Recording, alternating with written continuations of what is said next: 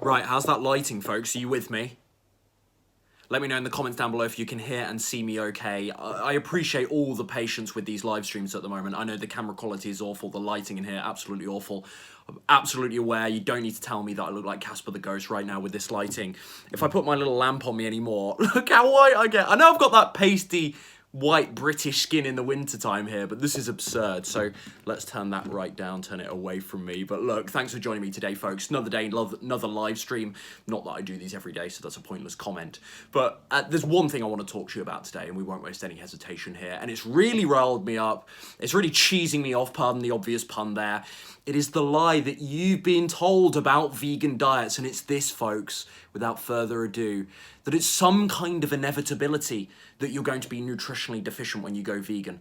That it just happens. It just happens to you. And there's all of these things you've suddenly got to worry about that you've never even thought about before. Right? Most of the British population is walking around deficient on a bunch of different important things. Like, absolutely clueless about it. Oh, but when you go vegan, you've got to worry about this, and this. All these things most people have never even heard of. Most people, I was about to say most people don't know what B12 is. Most people do nowadays. But you get the point. What's iodine? What's iodine? Okay, what's magnesium in? We've all heard of magnesium. People couldn't tell you, the average Brit couldn't tell you which foods are magnesium rich or not. But suddenly, when they go vegan, they've got to be conscious of all these things.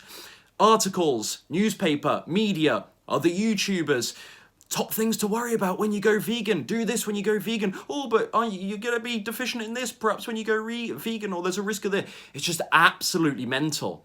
It's absolutely mental. It is just so one-sided, it's ridiculous. Now, I'm not going to sit here and say that there aren't potential problems, curveballs, that you absolutely must be very wary of when going vegan. That would be ridiculous. That would also be me being extremely biased.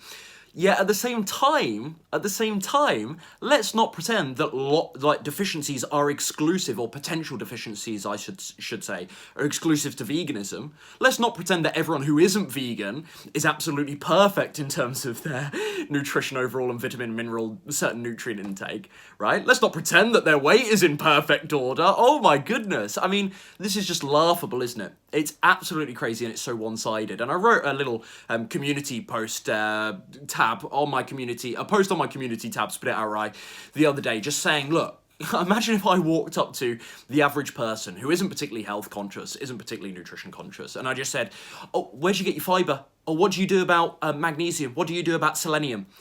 What do you do about protein? Imagine their reaction, right? They'd just be like, what? They'd be like, why are you so rude? Why are you so, like, what? Yet when you go vegan, oh, so what do you do about so-and-so? What do you do about so-and-so? And I've had people ask me things about this, and again, there's a difference between someone being genuinely curious and, oh right, or mistaken, because they've been hyped up by all the hysteria around this. But I often get asked, and I can just see the place it's coming from the person in question. I often get asked, so, oh, what about so-and-so? Or what about so-and-so? What do you do about so-and-so, Ryan? And this person is 9 times out of 10, it's 99% of the time more overweight than me, visibly out of shape, visibly poor health, and goodness knows what else they've got going on. Let's do their blood work and compare it to mine, eh? Let's see what's going on. Okay, I know, we don't know for sure, but crikey, I could put money on it. I could put money on it that my stuff is in much better nick, much better order than theirs. And just something you see time and time again. But, oh, when you go vegan, oh, well, calcium, oh, calcium. I mean, again, it's one of those things, like, I'm playing the fool here, folks, but, like, calcium, yeah, it's legit. When you go vegan, do you have to be mindful of calcium? Well, it depends. Somewhat mindful, yeah, absolutely, I argue. But this idea that vegan equals automatically deficient in calcium, alarm bells ringing, perhaps potentially a reason not to be vegan. It's just mental. And we had that big Oxford study. This is a really good example. That big Oxford study, what was it? The back end of last year, the back end of 2020. And I read some of this, and I've got to say right now, I'm not a medical professional. I'm simply a weight loss coach. So, disclaimer, go and do your own research on this. Go and speak to your doctor, most importantly, on this. And, absolutely form your own conclusions with the help of your physician. And don't take my advice on this. I just simply do the weight loss stuff, and that's worth me adding that disclaimer here. But honestly, I looked at this study as let's say a lay person, not really, but a semi-lay person. I've got a bit of experience looking at these things. And it's absolutely ridiculous. So, again, there's some alarming headlines in this study. There's some great clickbait in the conclusion section of this study, that's for sure. I mean, in terms of, I mean, let me read the best headline from this. Vegans were found to be 2.3 times more susceptible to suffering a hip fracture than those who ate meat, okay? So vegan diets can lead, therefore, of course, the conclusion, again, sorry about lighting here, folks, I know it's terrible, it will return in a second. Vegans much more susceptible to broken bones, of course. And then, also the study said, also the headline claims.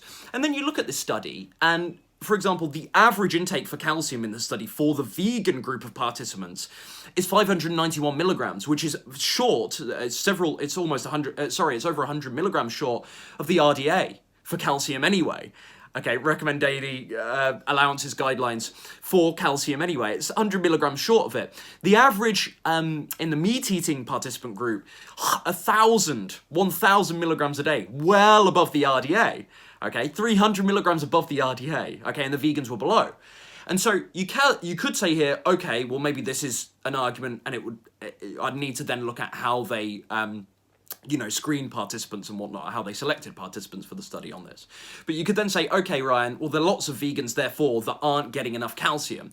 And I would agree with that, and I would say, yeah, that's true, and that is something that needs to be done. I don't want to discredit or diminish that. However, you're using a study, and yeah, you're showing vegans versus meat eaters, but the calcium intake is radically different. And then you're saying, well, look at these vegans with broken bones. And I'm like, well, no wonder. No wonder they're more susceptible, because the calcium intake of the average is incredibly low amongst the vegan group versus the meat eaters, which is really, really high, excessively so. And it's like, okay, there is something to this, but let's actually look at the study. I mean, that's a huge red flag. And so this is just constant. It's absolutely constant. I'm going to link all of these studies that I referenced down below. But again, why, when you look up an article on veganism in the average magazine or newspaper you come across, the average thing on mainstream media, why is it always vegan diets can really help people with weight loss and cardiovascular disease, but be aware of this, this, and this, and this? When, again, the vast majority of people are deficient, overweight, etc., etc., etc. in the UK, that is, right? 8 out of 10 men, according to gov.uk, are overweight and above. 7 out of 10 women.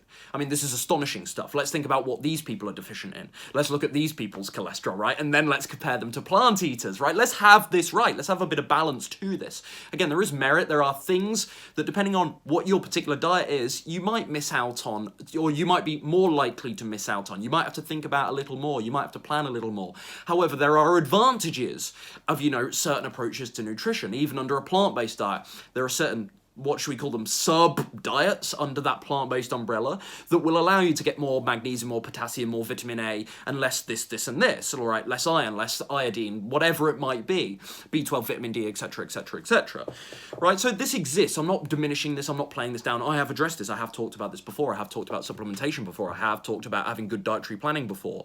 But at the same time, I'm not going to sit there and pretend that there are all of these perfect other diets out there and they don't have to worry about any of this stuff. Okay, because the truth is what most Brits are doing is leading them to be extremely unhealthy and very deficient anyway. So again, the idea that there needs to be all this scaremongering about eating more plants is just absolutely potty. It's absolutely mental. Let me know your thoughts on this down below. I'm obviously riled up right now, but it's ridiculous. It's laughable, and I've just been dealing with this for years and years and years, and it just, once in a while, folks, you crack with this, and it just gets to you. It's like, oh my goodness, what is going on? People are so flaky. People are so impressionable. Just, so imbalanced. It's mental. It's absolutely ridiculous. So, again, another study down below. So I'm not just going to go anecdotal here. Let me pop another study in the links in description. It's not going to be here on the live, but by the time the replay's up, I'll have added them to the old bio description, whatever you call it, down below, where the comments are anyway. Before the comments, bio, whatever it is. I've been doing this YouTube stuff for years. I don't even know the terminology, folks. I don't even know the terminology. Again, this study down below, when's this? 2010. Nutritional research, has invariably found vegans to consume less zinc, protein, calcium, fat, including saturated fat. That's a good thing, of course. Cholesterol, good thing, of course. B12 and... sorry, I said and. I'm going to finish the sentence in just a second. So look, again, there is data that suggests vegans miss out on a couple of things on the whole. However, more carbohydrate, fiber, vitamins A, C, B6, folate, B9, B6 is folate, B9, potassium, magnesium, manganese, copper, plant-derived iron, relative to their omnivorous and vegetarian counterparts. One study reported vegans, and it's not just one study, but this is what this paper focuses on, but one study reported vegans to show more diversity in terms of their nutrient sources and to augment their B12, calcium, zinc, selenium, vitamin D intake with supplements, right? So again, I'm not so brainwashed by all of this. I'm not in some cult here where I think that being vegan automatically makes you perfect. But again, this notion that you are inherently and automatically, inevitably at some point, nutritionally deficient when going vegan, rubbish. What absolute potty. Of course, there are things you have to be mindful of, according to the research on this. But you know, there's also a bunch of things that you can tap into way more when you eat plants. And this study mentions a couple here: vitamins A, C, B6, potassium, magnesium, manganese, copper, etc., etc. Okay, and some of the good things you can avoid, like saturated fat, by being vegan too, right? And the fiber, of course. The fiber is really the big one here. That's the big enchilada. This is why so many people have a problem with obesity, heart disease, etc., because of low fiber intake. I mean, there's a lot of confounding in some of the studies here, so it's really hard to attribute certain health ailments to exact minerals, vitamins, nutrients, etc. But there is something to this, there really is, and there's enough data on this right now, enough research on this for us right now to piece large amounts of the puzzle together anyway. There's always learning to do. And again, we can look at the lower rates, this study as well, lower rates of this paper as well, excuse me, shows lower rates of obesity, heart disease, etc. So a link in description on that one. There's a reason why the largest body of nutritionists in North America, it might even be the world, but certainly North America, the Academy of Nutrition and Dietetics, say the following, released a statement in 2016 with the following, which they still uphold to this day. Plant-based, excuse me, where is it? I've lost it already. Where is it? Where's my study? Sorry, folks, let me just pull it up here. Bear with me.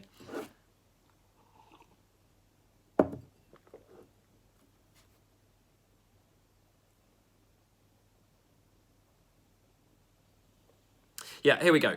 Appropriately planned vegetarian, including vegan diets are healthful, nutritionally adequate, I repeat, nutritionally adequate, and may provide health benefits for the prevention and treatment of certain diseases.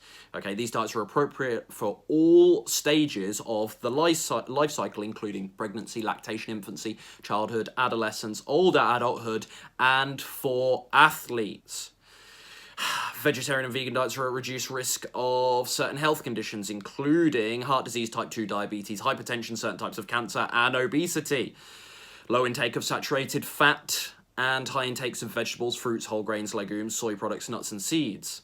All rich in fiber and phytochemicals are characteristics of vegetarian and vegan diets that produce lower total, low density cholesterol levels and better serum glucose control.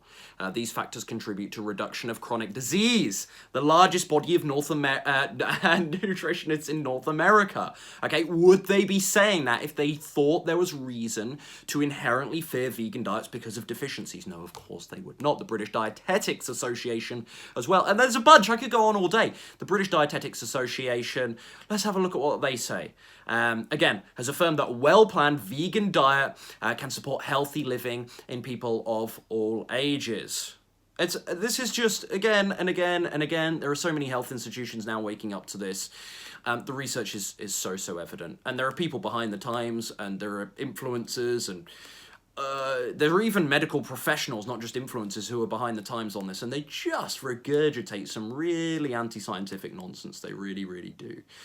So, again, does this mean that you shouldn't worry, or you shouldn't be concerned, or you shouldn't plan your diet? No, both of those resources I just mentioned and will be linked down below.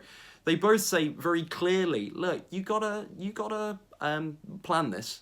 You gotta look at this a little bit, at least, and you gotta show some interest in, you know, thinking ahead of time, thinking about these things.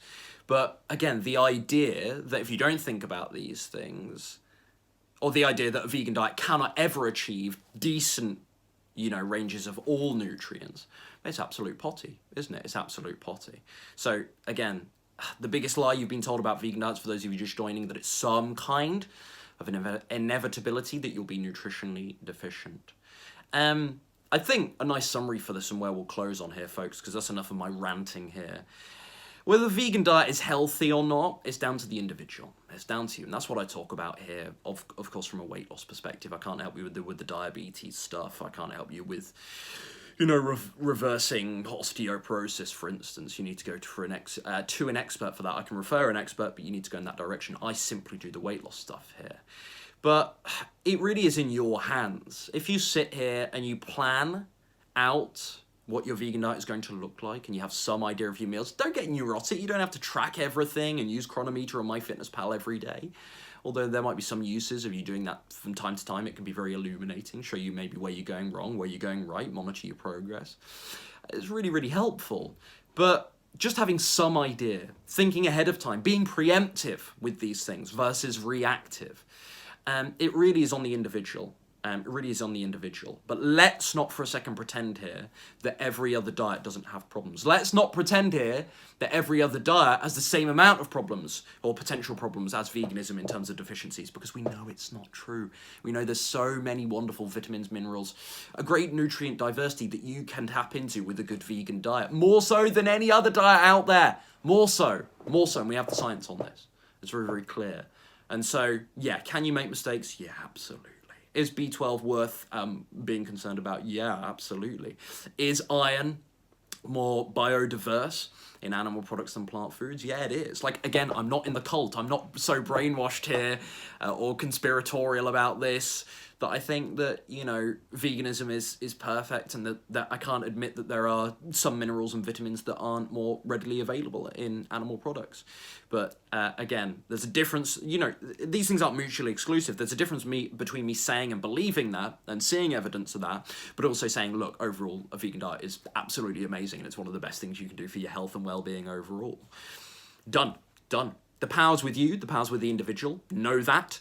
Don't take anything for granted. Don't just think because you're going vegan that will automatically make you healthy. This is a message that I've echoed many, many times. But also know that there's an awful lot of scaremongering out there that isn't fair and it isn't balanced. Why everyone needs to comment, everyone who isn't vegan as well, there's some kind of irony there, that all of these experts in the magazines are never vegan themselves, but they're all like, oh, be worried about this, this, and this, and this.